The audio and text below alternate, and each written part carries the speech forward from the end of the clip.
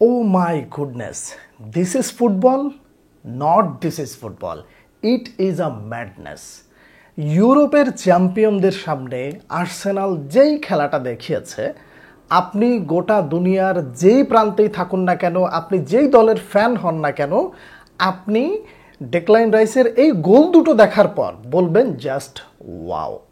এই ধরনের ম্যাচে অর্থাৎ নিজেদের হোম গ্রাউন্ডের দর্শকদের অ্যাডভান্টেজ, নিজের মাঠের অ্যাডভান্টেজ, নিজেদের ক্লাসের অ্যাডভান্টেজ কিভাবে নিতে হয় আর্সেনাল ভালো করে বুঝিয়ে দিল।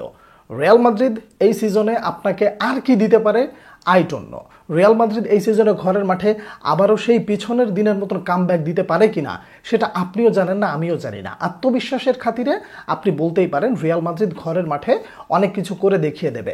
সেই ম্যাচ আসা পর্যন্ত হয়তো আপনি অপেক্ষা করতে পারেন, আমি অপেক্ষা করতে পারি, কিন্তু রাইট নাও এই যে ম্যাচটা আপনাকে আর্সেনাল উপহার দিল, ডেক্লান রাইস যে দুটো ফ্রি কিক করলো, সাইড লাইনে দাঁড়িয়ে থেকে সহকারী কোচ যা দিক নির্দেশনা দিল সেইটা করে দেখালো, মানে যা চাইছে সেটা করে দেখাইছে মাঠের উপরে।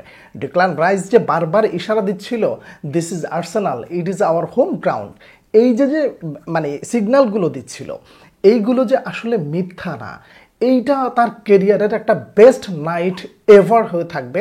আর্সেনালের জন্য যেমন একটা সেরা রাত হয়ে থাকবে, তেমনি এই রাতটা বোধহয় ডেক্লান রাইস জীবনে কখনো ভুলতে পারবেন না। এই ম্যাচে আপনি রিয়াল মাদ্রিদকে কোথায় খুঁজে পেয়েছেন আমি যদি আপনাকে প্রশ্ন করি, আপনি বলতে পারবেন যে শুধুমাত্র খুঁজে পেয়েছি গোলকিপিং পজিশনে থিবো কোর্তোয়াকে খুঁজে পেয়েছি। থিবো কোর্তোয়া ছাড়া রিয়াল মাদ্রিদের মানে পুরো টিমের ভেতরে আপনি কাকে খুঁজে পেয়েছেন? Kylian Mbappe, Vinicius Junior, Rodrygo, Bellingham, সবাইকে কতটুকু খুঁজে পেয়েছেন?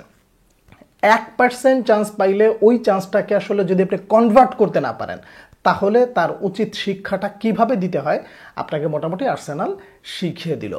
এই ম্যাচটা দেখার পরে আপনি হয়তো আর্সেনালের ফ্যান হয়ে যাবেন। এই ম্যাচটা দেখার পরে আপনি বলতে বাধ্য হবেন আর্সেনাল যে ফুটবলটা খেলেছে এটা ফুটবল না ভাই, এটা টোটালি একটা ম্যাডনেস।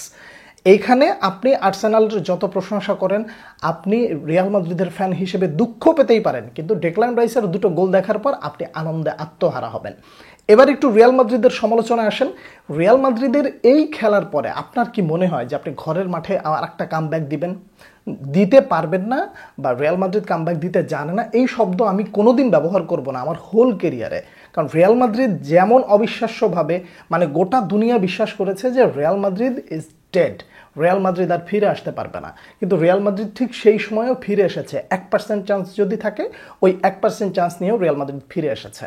কিন্তু এই যে 1% কথা বললাম, শুরুর দিকে কিলিয়ান এমবাপে, ভিনিসিয়াস জুনিয়র এবং অন্যান্যদের সহায়তায় যে শুরুর দিকে যে সুযোগটা পেয়েছিলেন, ওই সুযোগটা যদি তিনি কাজে লাগাতে পারতেন, তাহলে আর্সেনাল ফিরে আসার জন্য অনেকটা বেগ পেতে হতো।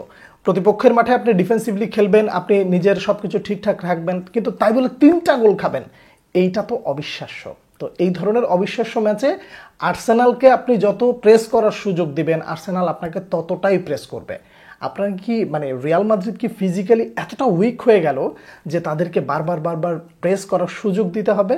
বলা যায় যে কার্লো আনচিলত্তির সময় বোধহয় রিয়াল মাদ্রিদে শেষ হয়ে এসেছে।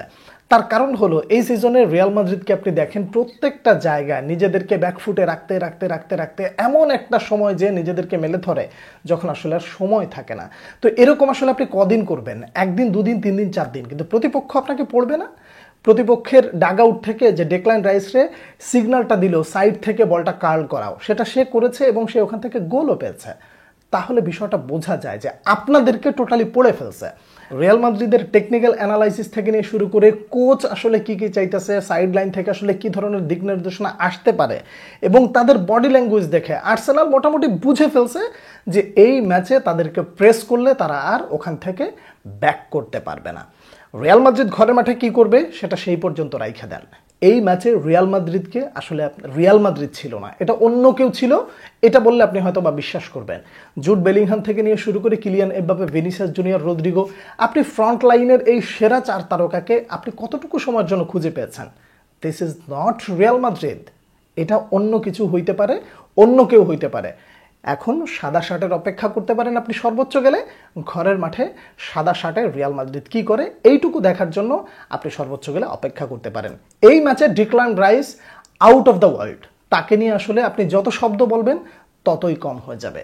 আর্সেনাল ঘরের মাঠে যেই লিডটা নিয়েছে এবং যেভাবে গোলগুলো করেছে, প্রতিপক্ষের মাঠে গিয়ে অর্থাৎ রিয়াল মাদ্রিদের ঘরের মাঠে গিয়ে তারা যদি আবার আগে গোল পেয়ে যায় কিংবা তারা যদি একটা গোলও পেয়ে যায়, রিয়াল মাদ্রিদ ওখান থেকে ফিরে আসাটা তাদের জন্য কতটা কষ্টকর হয়ে যাবে, এই সব ব্যাপারগুলো নিয়ে আপনি ডিসকাশন করতেই পারেন, এই ব্যাপারগুলো নিয়ে আপনি চিন্তা ভাবনা করতেই পারেন। কিন্তু আর্সেনাল যেই কোয়ালিটির ফুটবল খেলেছে, এই কোয়ালিটির ফুটবলের সামনে ঘরের মাঠে রিয়াল মাদ্রিদ কতটা সুবিধা করতে পারবে সেটা হলো সব থেকে বড় বিষয়।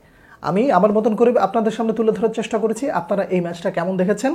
আত্মসমালোচনা হইলেও রিয়াল মাদ্রিদের খেলাটা আসলে রিয়াল মাদ্রিদ সুলভ হলো কিনা, আর্সেনালের খেলাটা আপনাদের কাছে কেমন লেগেছে জানাবেন। পরবর্তী ভিডিওতে আবার দেখা হচ্ছে, সে পর্যন্ত অনেক অনেক ভালো থাকবেন।